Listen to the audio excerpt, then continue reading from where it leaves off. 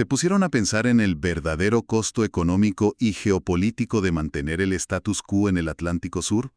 Lo que revelan estos documentos rompe totalmente la narrativa tradicional. Bienvenidos a Strategic Labs. Suscríbanse y den me gusta para más análisis tácticos. Hoy ponemos sobre la mesa un cruce de proyecciones financieras que, la verdad, revelan algo insólito. Y es que mantener unas islas a 12.000 kilómetros de distancia está costando, literalmente, los hospitales del norte de Inglaterra. El objetivo de la inmersión analítica de hoy es diseccionar cómo este enclave que parece inmovible en el mapa se sostiene sobre una arquitectura financiera, logística y diplomática, pues extremadamente precaria. A ver, antes de desglosar toda esta mecánica, creo que es vital establecer las reglas del juego, de nuestro análisis. Claro, fundamental. Al abordar temas geopolíticos de esta magnitud que involucran arquitectura militar, presupuestos estatales y tensiones históricas, el enfoque aquí es estrictamente técnico. O sea, no tomamos partido por ninguna facción, país o reclamo soberano. Cero política, solo datos. Exactamente. La labor consiste en reportar de manera fría e imparcial los escenarios, los costes y los debates que estos documentos y los reportes de medios estadounidenses ponen sobre la mesa. Vamos a entender los engranajes del poder, no a emitir juicios de valor. La táctica por encima de la retórica, siempre. Y bueno, para entender la dimensión real de este escenario, tenemos que empezar por la base material, es decir, el dinero. La factura económica que sostiene toda esta maquinaria en las Malvinas desde el año 1982. Y es una factura enorme. Ya te digo, habitualmente el debate público se centra en el presupuesto del Ministerio de Defensa británico, ¿verdad? En los cazas de combate y los sistemas de radar. Pero los datos financieros que estamos revisando muestran que el impacto operativo trasciende por mucho lo puramente militar. Es que el presupuesto militar es apenas la capa superficial. Los informes auditados revelan que mantener un aparato militar a esa distancia requiere por defecto sostener artificialmente a toda una sociedad a su alrededor. O sea, crear una burbuja. Exacto. Se trata de subvencionar una infraestructura civil que es económicamente ineficiente por su propia escala. Hablamos de financiar desde el sistema de sanidad y la educación hasta la justicia local. Y, ojo, el factor más oneroso de todos es la red energética. La energía allí tiene que ser un agujero negro financiero. Totalmente. La generación eléctrica y la provisión de combustible para el día a día desafían cualquier parámetro de rentabilidad. No hay economías de escala posibles allí. Es que resulta fascinante, fascinante y a la vez de locos analizar esa logística energética. Es como operar una estación espacial.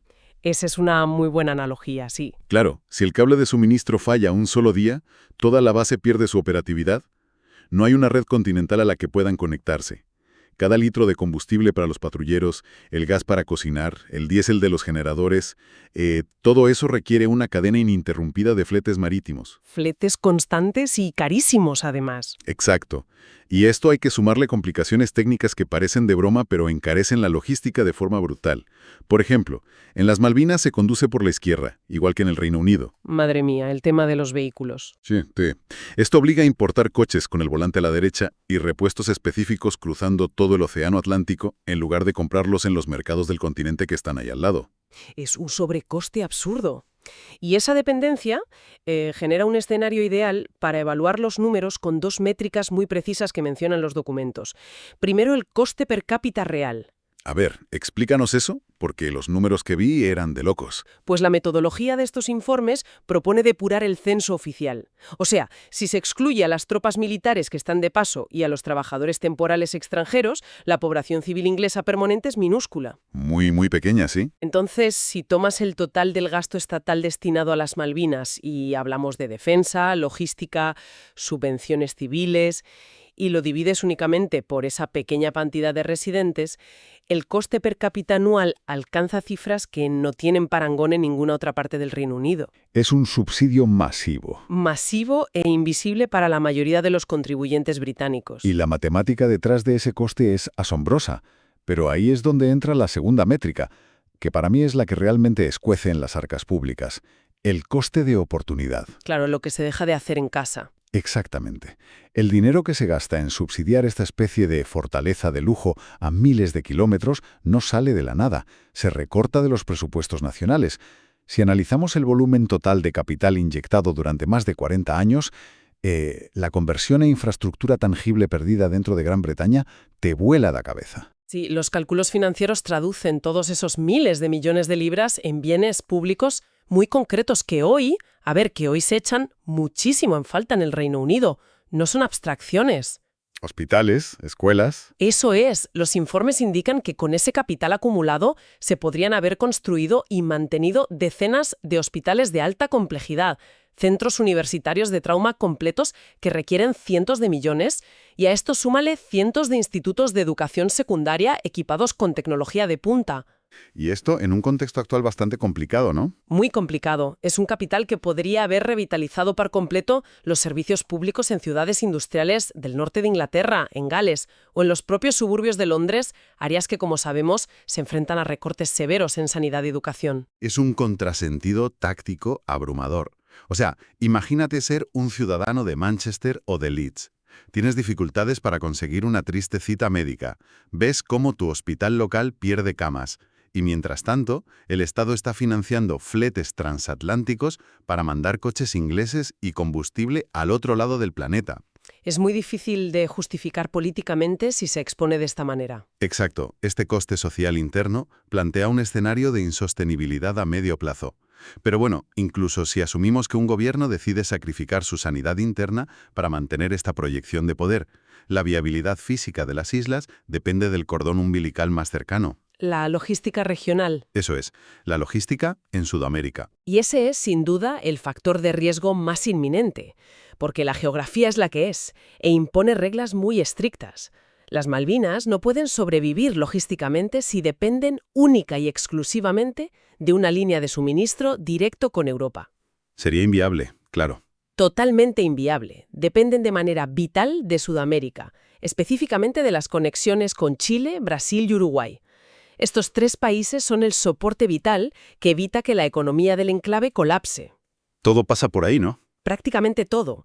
Desde esos puertos sudamericanos se importa la inmensa mayoría de los alimentos frescos, los insumos médicos urgentes, herramientas industriales, la asistencia civil cotidiana. Es decir, la posición británica en las Malvinas depende en el fondo de la buena voluntad comercial de sus vecinos. Y aquí es donde los documentos de análisis táctico plantean una hipótesis fascinante por su eficacia y su bajísimo riesgo militar.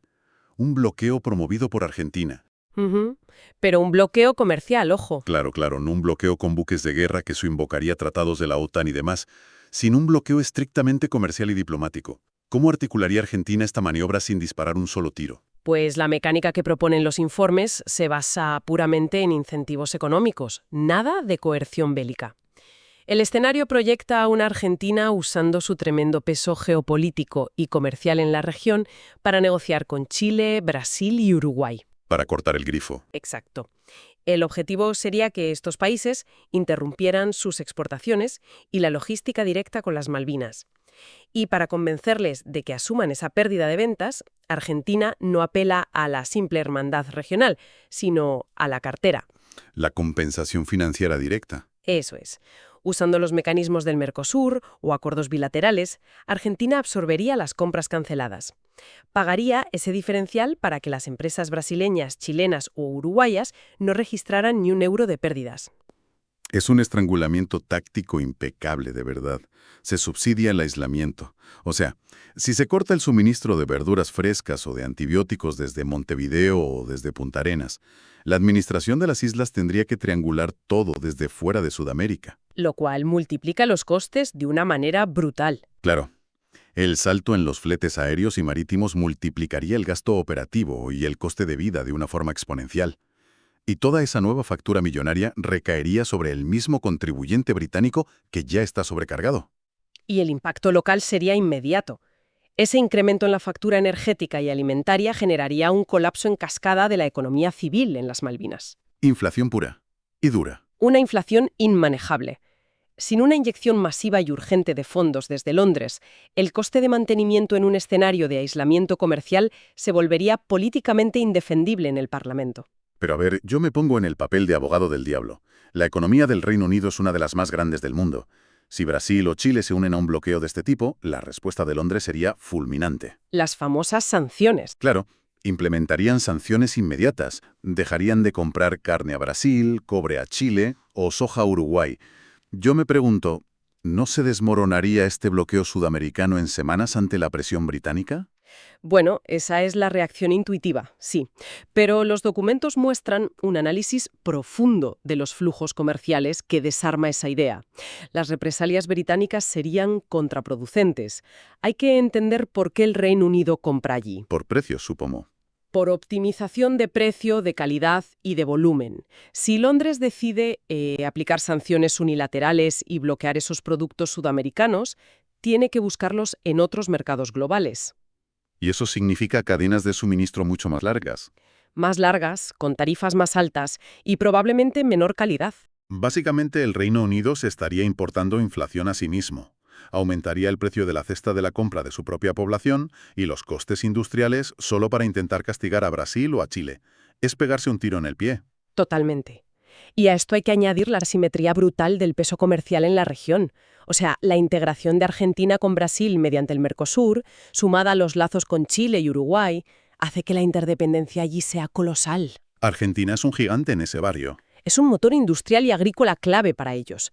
En cambio, si miras las balanzas comerciales de Brasil o Chile, el porcentaje de sus exportaciones que terminan en el Reino Unido es marginal en comparación con lo que mueven dentro del propio bloque sudamericano. Claro, los números destruyen esa premisa de la intimidación británica. Frente a una Argentina que además te está ofreciendo compensar las pérdidas exactas al céntimo, el Reino Unido no tiene palanca de presión. Para Brasilia o Santiago, alinearse con Argentina en este escenario es mucho más rentable que proteger una rutita logística hacia las Malvinas para complacer a Londres. Así es. La infraestructura allí se sostiene ahora mismo por pura inercia histórica, no por integración económica real. Y este es el punto de quiebre.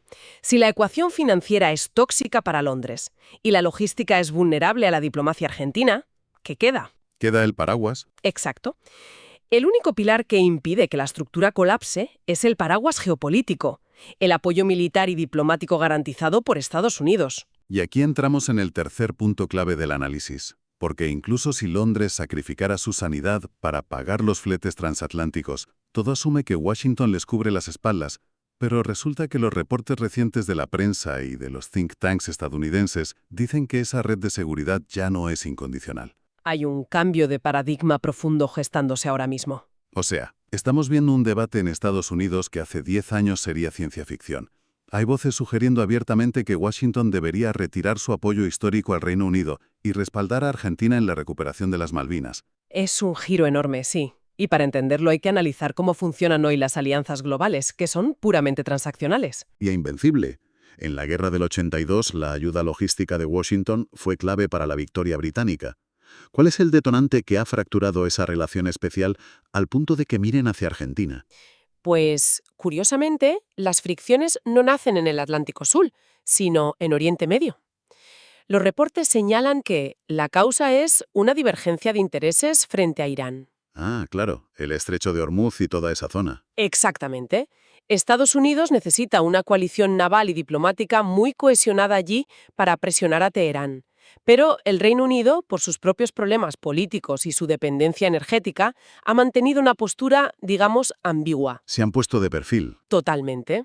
Londres no ha mandado el apoyo naval que Washington exigía, ni ha mostrado la firmeza esperada de su aliado europeo número 1. Es la geopolítica transaccional pura y dura. Si tu supuesto mejor aliado duda cuando le pides buques para tu prioridad número 1, que es contener a Irán, pues en Washington empiezan a sacar la calculadora, claro. Se preguntan por qué gastar capital diplomático en proteger un enclave británico en Sudamérica si Londres no les apoya en Oriente Medio. Porque la lealtad internacional tiene un precio.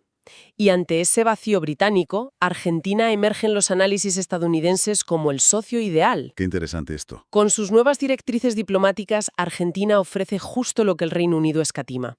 O sea, una alineación firme y sin dudas con los intereses de seguridad de Washington. Y si Argentina garantiza ese apoyo irrestricto, la recompensa lógica para ellos es que Estados Unidos les respalde con el tema de las Malvinas. Es de una asimetría histórica fascinante. La misma alianza transatlántica que blindó a los británicos hace 40 años, hoy se resquebraja por unos barcos en el Golfo Pérsico. Y en este ajedrez global, las Malvinas quedan como un daño colateral. Una ficha que Washington parece dispuesto a sacrificar para castigar a Londres y de paso atar a una potencia sudamericana emergente. Es un escenario crítico. Si integramos las tres variables, la posición británica es alarmantemente frágil. Por un lado, la hemorragia financiera que les quita hospitales. Por otro, una logística que depende de vecinos a los que Argentina podría bloquear a base de talonario. Y para rematar, el aliado supremo. Eso es.